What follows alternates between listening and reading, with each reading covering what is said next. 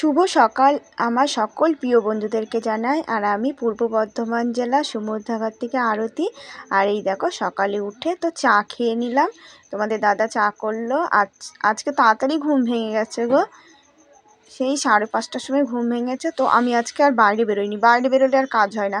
আমি এই দেখো কালকে রাতে না একটু রাত খেটে বসে বিড়ি বেঁধেছি। কেন আমি এই ভিডিও করলাম, এটা ওটা করতে গিয়ে অনেকটা দেরি হয়ে গেছিলো। তারপরে আমি এই বিড়িগুলো বেঁধে ধুয়েছি। আর এখন আমি এই যে বিড়ি বাঁধতে বসেছি, তো মেয়েদেরকে ডেকে দিলাম, পড়তে বসলো। আর বাইরে বেরোলে না আমার না তখন কাজে হাত দিতে আর ভাল লাগে না। তো আমি আজকে বিড়ি বাঁধবো, পরে বাইরের কাজ করব।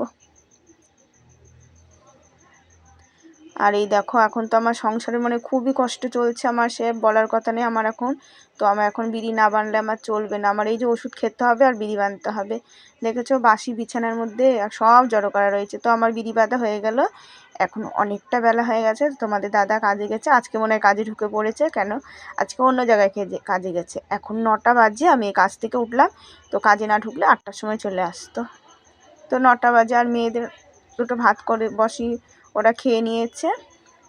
আর এই দেখো চাদরটা পাল্টালাম, কদিন পাল্টানো হয় না। তো আমি এই যে কম্বলটা আর নিচে সাদা চাদরটা দেখছো না, বাইরের থেকে ঝেড়ে নিয়ে আসলাম। তো ঝেড়ে নিয়ে আসলে না ধুলোগুলো বেরিয়ে যায়। আর এই যে সাদা চাদরটা আজকে পাতলাম। তো আজকে যেন সার্ফ নেই ঘরে, আর আজ জামা কাপড় কাচতেও পারবো না। তো আজকে আমার এমন অবস্থা না, আমি যে দোকান থেকে কিনে নিয়ে আসবো সেই অবস্থাটা নয়। বাকি অনেকগুলো দোকানে বাকি পাবে, আর চেতেও লজ্জা করছে। ছেলে দেবে গো, দোকানে এমনি ভালো আছে, ছেলে দেবে, তবে আমার খুব লজ্জা করছে যেতে। তো 2 দিন তোমাদের দাদা কাজ করুক, তো আমি বিড়িটা দেখে একটু চাপ দিয়ে বাঁধি। ঠাকুর করে যদি শরীরটা ভালো থাকে না, তো এত কষ্ট হয় না গো। তো আমার শরীরটাও খুবই খারাপ যায় মাঝে মাঝে, মানে আমি যা ওষুধ খাই না, দোকানদার অবধি রাগ করে জানো। আর এমন অবস্থা না, একটু ডাক্তার দেখাবো সেই ক্ষমতা হয় না গো, একটু যে ডাক্তার দেখাবো পয়সার সাথে। মানে আমাদের মতন অভাবের সংসারে যত রাজ্যে রোগ দিয়েছে, আর যে চিকিৎসা হবো সেই পয়সাটুকু আমাদের ক্ষমতা নেই। আর এই দেখো বালাপোষের উষারটা কয়দিন বের করে থুইছি, তোমাদের দাদাকে বললাম কি একটু লাগিয়ে দাও না, তো লাগালোই না। আজকে দেখো নিজেই লাগাচ্ছি, কারণ এই যে বিড়ি টিড়ি বাঁধতে গেলে না, তো উষা টুষা না থাকলে হয় না। আর নিচে জায়গা নেই, আর ঠান্ডার মধ্যে না ভালো লাগে না, উপরে এক সাইডে বসে কাজ করি।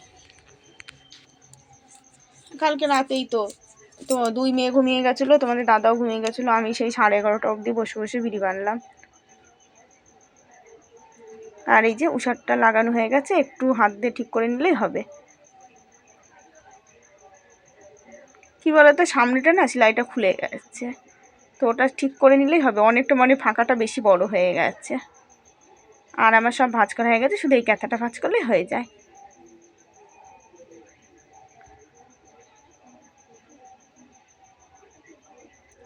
তো আজকে আর আমার একটু দাঁড়ানোর ক্ষমতা নেই, এখন আমার সব ঝটপট করে করতে হবে কাজ আজকে। একেতে বেলা হয়ে গেছে। তারপর বড় মেয়েকে বললাম কি মা, ও যে স্নান করবি একটু উঠোনটা ঝাঁট দিয়ে স্নান কর না মা। তো বড় মেয়ে প্রথমে করলো, দেবো মা ঝাঁট দিয়ে দেবো নে। তো বড় মেয়ে এদিকে উঠোনটা ঝাঁট দিয়ে স্নান করতে গেছে, আর আমার এদিকে ঘর বিছানা গোছানো হয়ে গেছে, ঘরটা ঝাঁট দিয়ে নিচ্ছি। আর আমি এদিকে এখন গ্যাসটা পরিষ্কার করে নিই। আর সকালে ঘর ঝাঁট দিয়ে নিয়েছিলাম। তো সকালে আমি ঘরটা না ঝাঁট দিলে ধরো তোমাদের দাদা কাজে যাবে, তার আগে ঝাঁট দিয়ে নিয়েছিলাম। আর এই যে আমি এখন মেয়েকে 1 বালতি জল ভরে দিলাম, ছোটো মেয়ে স্কুলে যাবে, স্নান করবে, ছোটো মেয়ের জল ভরে দিলাম। আর এই দেখো আমার ঘর মুছা হয়ে গেছে, বারান্দাটা মুছলেই হয়ে যায়। আর আজকে না কোনো তরকারি ফরকারি আনতে পারলাম না, তো সোয়াবিন করব ভাবছি, সোয়াবিন আছে, সোয়াবিন রান্না করব। কিন্তু এই যে মেয়ের স্কুলের পরীক্ষা, আবার এই যে তোমাদের দাদা হয়তো তাড় চলে আসবে, তো ভাত আমার তাড়াতাড়ি করতে হবে।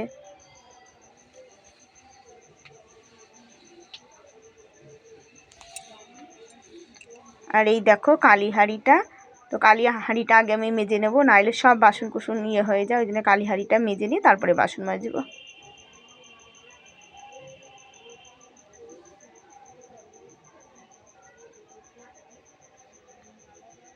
হাঁড়ি মাজতে আমার অত কষ্ট হয় না, কিন্তু কি হয় বলো তো, আমি ধোয়াতে রান্না করতে পারি না, ওটাই আমার কষ্ট হয়ে যায়। এই যে কালকে তো আমার এই যে ধূপকাঠি ধরালেও না বিশাল কষ্ট হয়ে যাচ্ছে এখন, কি জানি আমার না মানে বিশাল মানে নিঃশ্বাস নিতে কষ্ট হয়ে যায় মাঝে মাঝে। আমার মনে হয় কি অ্যালার্জিতে হচ্ছে না কি জানি। ওই যে কাকি শাশুড়িরা যখন রান্না করে খড়িকাঠি দিয়ে, আমার মানে মানে খুব ধোয়াতে খুব কষ্ট হয়।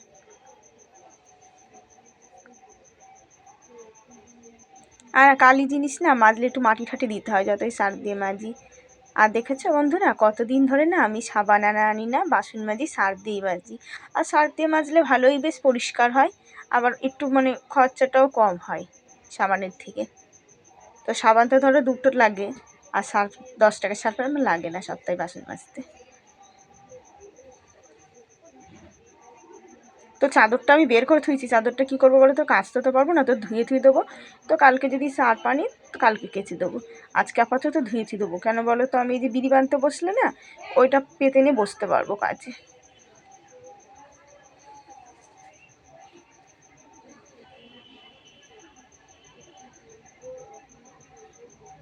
আর এদিকে ছোট মেয়েটা পয়সার জন্য জানো তো, ওকে 5 টাকা দাও 5 টাকা দাও বায়না করে, মানে বোঝে না, বাচ্চা কাচ্চা না। স্কুলে সবাই সবাই নিয়ে আসে, ওরাও বায়না করে।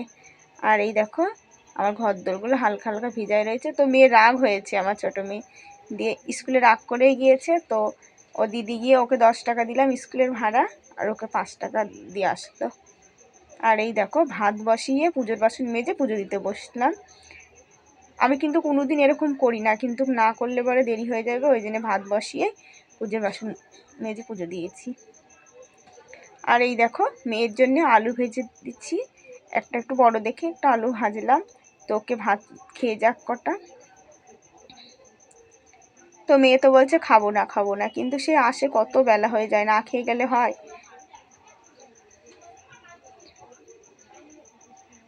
আর এ দেখো আমি উচ্ছেগুলো বানিয়ে ফিরে দিচ্ছি, ধোয়া হয়ে গেছে, আর সোয়াবিনটাও সেদ্ধ হয়ে গেছে। তো আলুটা আমি একটু বড় বড় করে দিয়েছি সোয়াবিনে। তো উচ্ছেটা ভাজা হোক, আমি এই বড় মেয়ের ভাতটা ভালো করে মেখে দিই। তো ভাতটা আগে আমি একটু চটকিয়ে নিয়েছি।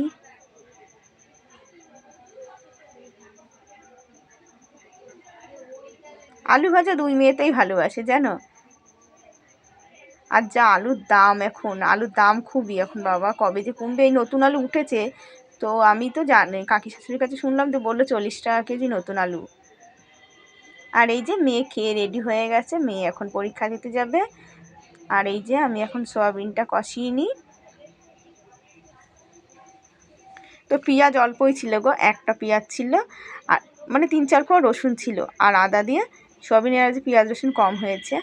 তো আমি কটা খেয়ে নিলাম, খিদে পেয়ে গেছিলো গো খুব। তো খেয়ে দিয়ে এখন এই দেখো না দুপুর মনে হয় 2টো বাজে। তো জামা কাপড়গুলো আমি ঘরে নিয়ে এসে একটু শোবো। আর মেয়ে আসতে দেরি আছে, ছোটো মেয়ে। আর আর দেখো তোমাদের দাদা আসেনি, কোথায় কাজে গেছে কি জানি। তো আমার তো খুবই খারাপ লাগছে, ধরো আজকে আসলো না। তো কালকে আমাকে সকালে 2টো ভাত করেই দিতে হবে। মনে হয় দূরে গেছে, হয়তো ওখান থেকে পয়সা নিয়ে খেয়ে নেবে কাজে যখন গেছে। আর এই জামা কাপড়গুলো সব ছাড়িয়ে দিয়েছি, আর এই দেখো ভাঁজ করেছি যেগুলো সেগুলো তুলে ফেলবো। এই যে ছোট মেয়ের এই বালতিটাই ছোট মেয়ে রাখে, তো থুলাম। তো দিদির একটা গেঞ্জি থাকলে তো এসে দেখলেই বের করে দেবে। আর বড়টারটা ভর্তি একদম। তো আমি একটু শুয়েছিলাম, তো ছোট মেয়ে আসলো, ছোট মেয়েকে ভাত দিলাম, ছোট মেয়ে খেয়ে প্রাইভেটে গেছে। আর বড়টা এখনও আসেনি। আর এই যে মেয়ে এখনই পড়তে গেল, 4টে বাজে। তো আমি এখন কাজে মাথা টাথা আঁচড়িয়ে নিই, তো মাথা টাথা আঁচড়িয়ে একটু কাজে বসবো আবার।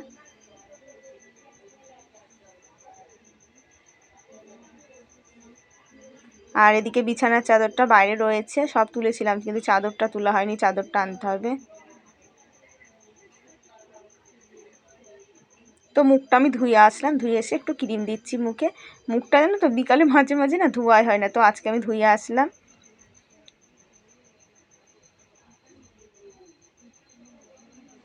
আর মুখের মধ্যে একটা গোটা হয়েছে না, বিশাল ব্যথা গোটাটা জানো, মানে ভিতরের মধ্যে পেকেছে, বীজ মতন হয়েছে। এত ব্যথা না, গালে আমি হাত দিতে বিশাল ব্যথা লাগছে গো।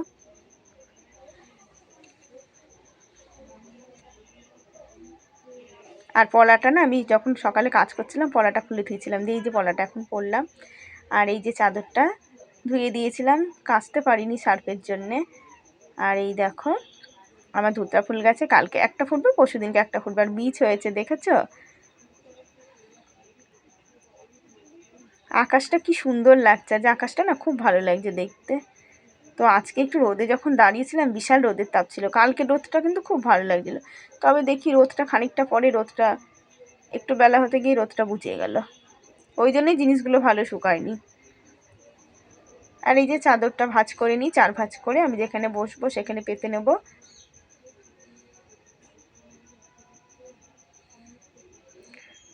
তো মেয়ে কখন আসবে, ওদিকে তোমাদের দাদা কখন আসবে, তো রাস্তা একদম সন্ধ্যা হয়ে যাবে। আর এই যখন কাজে বসবো তো আগে পাতা কটা কেটে নেব, তারপরে আমি বিড়ি বাঁধতে বসবো। তো পাতা কেটে আবার আমার এদিকে ভিডিওটা করে ছাড়বো, তারপরে ধরো এদিকে আবার বসি, ওই জন্যই রাত হয়ে যায়।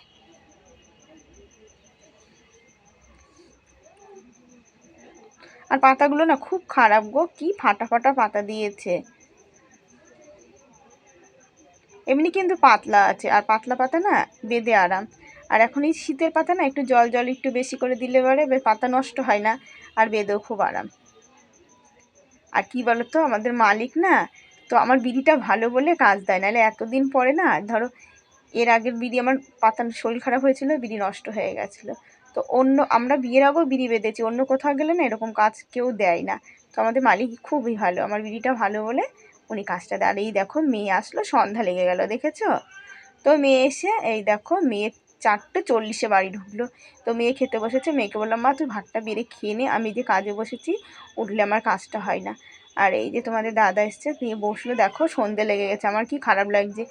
দিয়ে বলেছি চাল নেই, ওই জন্য খেতে আসিনি। তা বুঝবে তো, আমি তো ঠিক চাল আনবই, যেভাবে হোক জোগাড় করে, ঠিক না আনলে পরে আমার সংসারের দিকে বাচ্চা কাচ্চা রয়েছে না, খেতে দিতে হবে না, ওই জন্য আসিনি। তো আমি তো চালের জোগাড় ঠিক করেছি।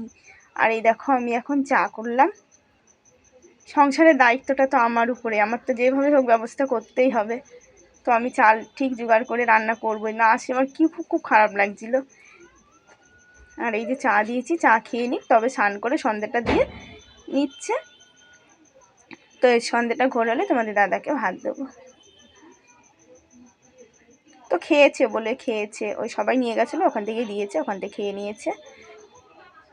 তো বলছে ভাত অল্প করেই দাও, দিয়ে এই যে ভাত দিলাম উচ্ছে ভাজা, আর এই যে সয়াবিনের ঝোল করেছি। আর এই যে বাসনগুলো ধুয়ে নিয়ে আসলাম, তখন মেয়ে খেয়ে গেছিলো, সেই বাসনটাও পড়েছিল, তো একবারেই ধুলাম, ধুয়ে টোকাটা মুছে নিয়েছি।